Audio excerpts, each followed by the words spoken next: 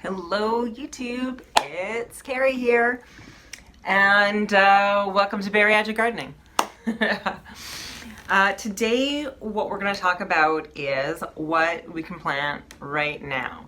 So right now we're in like the final week of March, and it's still about 5 weeks away from my last frost date. I am in Niagara Falls in Canada, and I am in a hardiness zone 7B. And so what that means is that in the winter, the lowest temps get to a certain temperature. That's what the zone designations is, the USDA hardiness zone designations. And so that tells you what will survive in the winter, and there's a lot of people think it has to do with how long your growing season is, and that's actually not really true, because you can have microclimates that are down south that are colder, and you can have microclimates further north that are warmer. So 7B here in Niagara Falls versus 7B somewhere down in, let's say, Arkansas is going to be a little bit of a different season because I'm a lot further north. Your USDA hardiness zone does not always tell you the full story, and you need to think about when your first and last frost date is. So the easiest way to do that is to look it up online. If you go into Google and type USDA hardiness zone map, you will find a map. You can find yourself on the map and you will see what zone you are in. So here in Canada, my growing season is a little bit shorter, but there's also a little bit of a difference between south and northern climates, because in the north, in the summer, we have longer days than they do further down south. So you definitely want to take both of those factors into account. Not only your zone, but also your frost dates. Very important. There are many different types of vegetables that you can actually start early because they can handle a light frost. So it depends on the vegetable. Look into what you're going to plant or what you decide to plant, and then see what your expected forecasts are going to be. And let there be some leeway, because forecasts are not always hard and fast. So give yourself a little bit of a buffer in case that changes to something lower than you expected. Another thing that you can use for season extension is frost cloth. So you want frost hardy stuff, and then if you have a frost, put it on the frost cloth and you're pretty much good to go. It's kind of amazing what is growing in my garden that overwintered in the back is springing to life now that there's more daylight hours and it's warming up. It's kind of amazing. So what can you plant right now? So direct sowing outdoors. Now, if you're doing this and there are animals in your area, you might want to put something over the area. Things that I've used before are the plant trays that are made out of like a plastic mesh, and put that over top. Or you could even use something as simple as a laundry basket. It's kind of disappointing when you plant something and then something comes along and eats everything. So. A lot of the plants that you can do right now are in the Brassica family. So what's a brassica? Stuff like broccoli, cauliflower, Brussels sprouts. These are actually all originally from the same plant, the same wild plant. And then it was selective breeding that we did in order to produce these vegetables. Really, really kind of amazing. So kale, kohlrabi, a lot of Chinese cabbages, and mustards as well. It's so easy. Stuff like turnips and rutabagas you can seed already. Onion sets you can already put in. As well as seed potatoes that are planted under the ground. If your whole seed potatoes plant out, like, and the top is growing, I would wait for that one. But if you've got seed potatoes that are just starting to sprout, those you can bury. The cold outside temperatures will slow the growth. So other things that you can plant are like faba beans and beets as well. And along with beets, you can also plant stuff like Swiss chard. Swiss chard and beets are in the same family. And Swiss chard and beets are not quite as cold hardy as stuff like kale, like the Brassica families. Another thing that you can do is cabbage. Lettuce, we're starting to get into the time that you can plant lettuce. And then I have a stack here that I'm going to actually be direct seeding in my new front yard garden because I want some quick crops A lot of these things are very fast producing, and so you can get a crop out pretty quickly.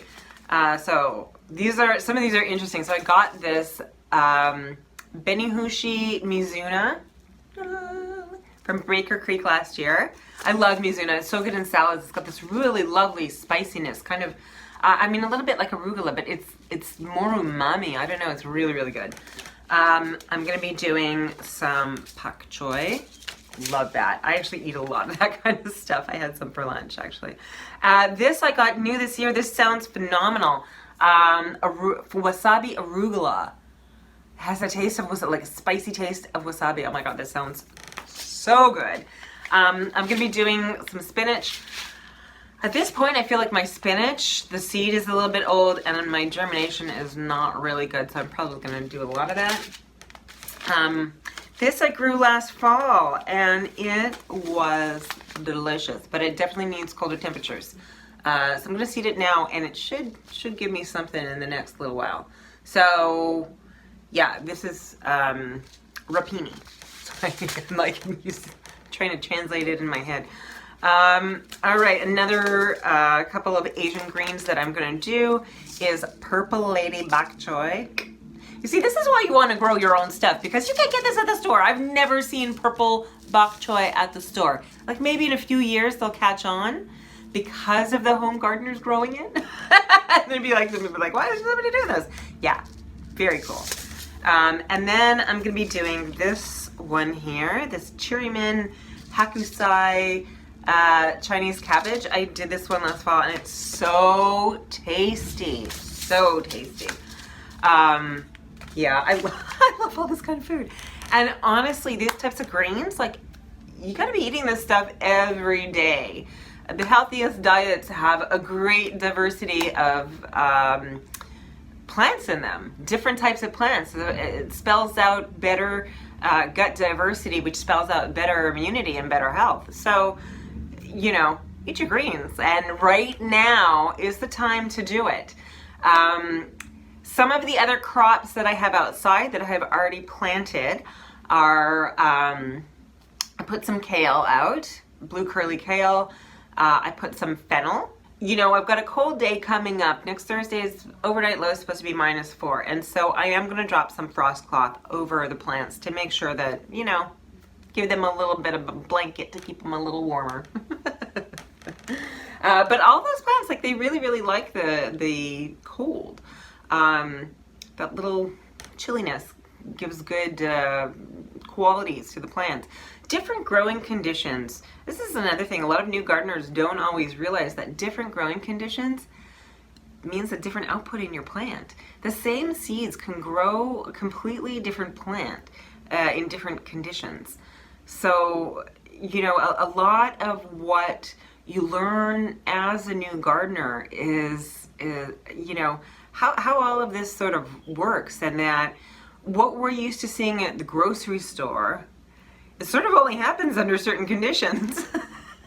And so the stuff that you're going to be producing in your home garden might be a little bit different. And so expect that. And a lot of these differences, like, some of them are disappointing, because like the first few times I tried to grow broccoli, I was like, all I grew was leaves. But what I learned from that is actually you can eat the whole plant. And so I was making like risottos out of like brassica leaves, and it was delicious. So different ways of using different things. I had some bok choy that I had planted like the fall before this year, and last spring it came back to life and started to bolt, and the sprouts coming up from it were like rapini, and I made it in a stir fry and it was delicious, and I never knew before I home gardened that you could do that. Lettuce can definitely be direct sown right now, as well as stuff like endive and frisee. I love frisee. I started growing frisee last year and it's like, I really like it. Carrots are a little bit of I find carrots a little bit challenging. You really have to have lovely soil that's appropriate for carrots. No, like it should be very fine, like no rocks in it, because then you're gonna get forked carrots. It can be a bit more challenging to get a good crop of carrots. Thinning carrots can be a bit of a pain because the seeds are very, very tiny, but they need space between the plants to be able to grow well. So, but definitely like try everything. That's what I figured. Try everything. See what you like. One of my favorite things from last year that I'm about to be seeding outdoors is peas. The snow peas that I grew last year were phenomenal. They were so good, and I can't wait to have them fresh again. I still have like a lot of peas in my freezer. They produced so much. It was really quite incredible. So very, very cool. Yeah, so snap peas, snow peas, they're early, and you can like seed a lot of them. They sort of grow in a mat a little bit. They'll curl onto each other, and you need a support for it. It needs to grow up sort of like a trellising, and they need a lot of sun. But boy, peas are phenomenal. The snow peas and snap, especially like sugar snap peas. Oh, sugar snap peas are a delight. So get them in the ground now so you get your crops as early as possible. You can also harvest the tips, the pea sprouts tips, and those are delicious as well. And they taste like peas. It's delicious. Good greens. Good stuff. Good stuff. I'm going to include a little bit of footage from what is going on in my backyard because, oh boy, there's stuff that you can see like over the winter that will spring to life right now, and you will have your garden without even having to plant anything. It's kind of amazing. In the back there's, you know, it's really, really lovely to see that my garlic is starting to sprout. But the greens are really coming back to life, especially a lot of the stuff that was under the frost cloth. So that is exciting. That's it for today. I hope you guys enjoyed this video.